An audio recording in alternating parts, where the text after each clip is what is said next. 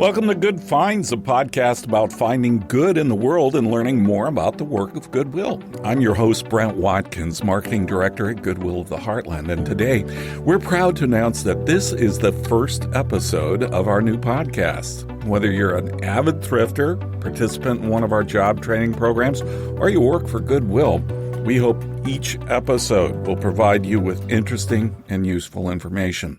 Now, future programs will include interviews with people from all aspects of our operation.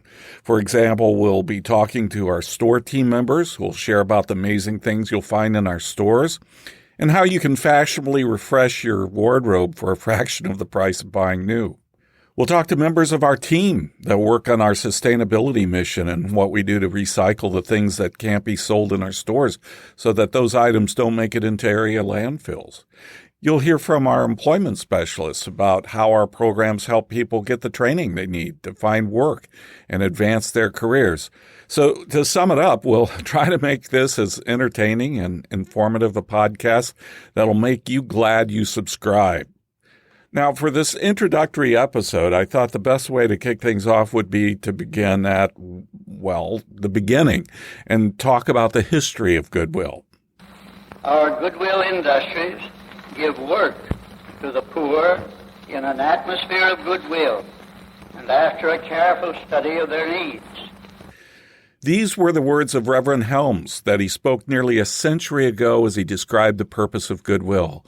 Now, much has changed since that time, but the essential work of our organization remains the same. At Goodwill of the Heartland, our mission is to help people reach their full potential through education, training, and the power of work. This mission continues the vision of our founder by recognizing many people face barriers to living full and independent lives. Whether it's a physical or emotional disability, homelessness, lack of education, or anything really that prevents someone from getting and keeping a job, Goodwill's commitment to help people find work remains the same. Now, many are surprised to learn that our organization began as a Methodist mission in 1902. Edgar J. Helms was a Methodist pastor with roots right here in Iowa, and while still a child, his family moved from his birthplace in New York to a farmstead near Nashua, Iowa.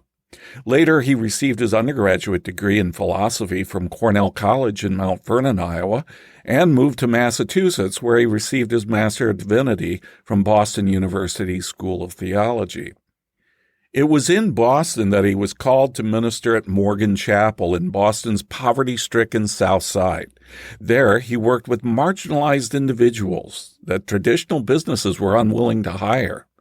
In 1902, he began by going door to door requesting local residents give him donations, and then he put local men and women to work repairing what he had collected. The refurbished shoes, clothing, and other household items were then sold to provide for the less fortunate.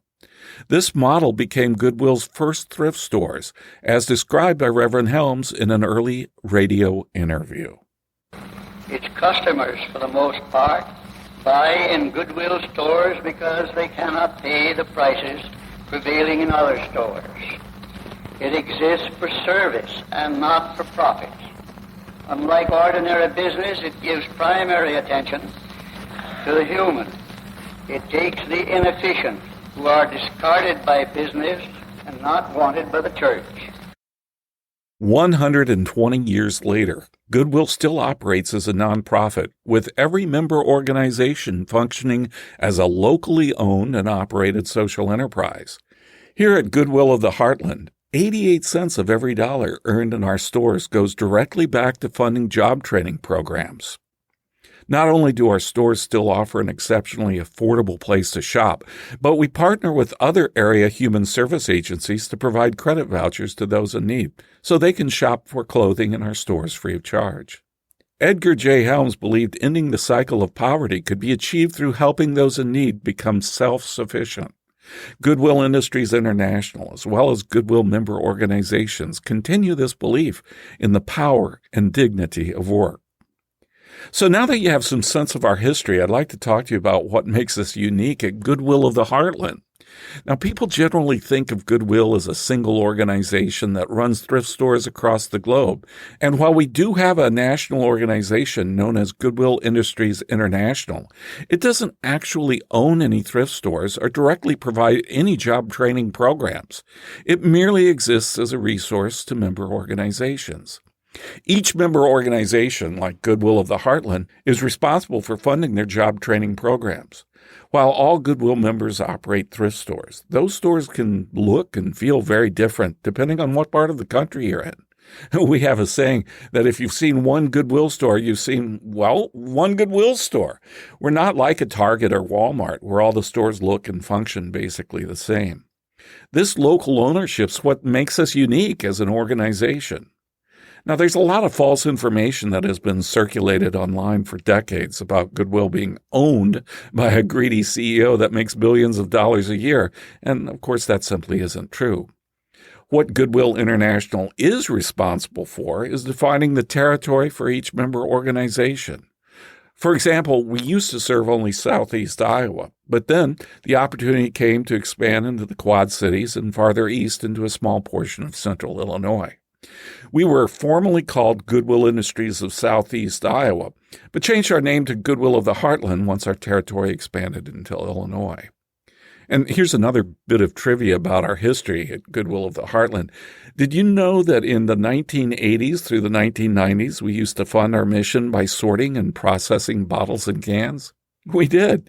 At the time, we only had a few thrift stores, and most of our income was from the sorting operation. It's an example of how each Goodwill member organization has the freedom to find their own way of generating revenue to pay for their job training programs. And speaking of how we raise funds for our job training programs, Goodwill also partners with the federal government through the Ability One program. Now, the Ability One program is a federal initiative that purchases products and services from community-based nonprofit agencies like Goodwill. Through the Ability One program, we're dedicated to training and employing individuals who are blind or have significant disabilities. Our Goodwill has established a special entity specifically for these contract services called Heartland Goodwill Enterprises. Through this organization, we have two kinds of Ability One programs with the federal government. First, we have our contracts to provide janitorial services to federal facilities like the Herbert Hoover Presidential Library and federal courthouses in Davenport and Des Moines. Second is our vegetable oil packaging facility in Coralville. And this plant packages vegetable oil for the USDA's USAID Food Assistance Program and hopes to employ up to 40 people with disabilities. So now you should have a better picture of all that goes on in Goodwill. Now keep listening. We hope to produce a new podcast once a month that'll be packed with useful information about what's trending in our stores, thrifting tips, and more information about our programs and services. Be sure to subscribe to the Good Finds podcast so you don't miss a single episode. And for more information about Goodwill of the Heartland, or to contact us with your questions or comments on our podcast, visit our website at goodwillheartland.org. That's goodwillheartland.org. And remember, all the good finds are at Goodwill.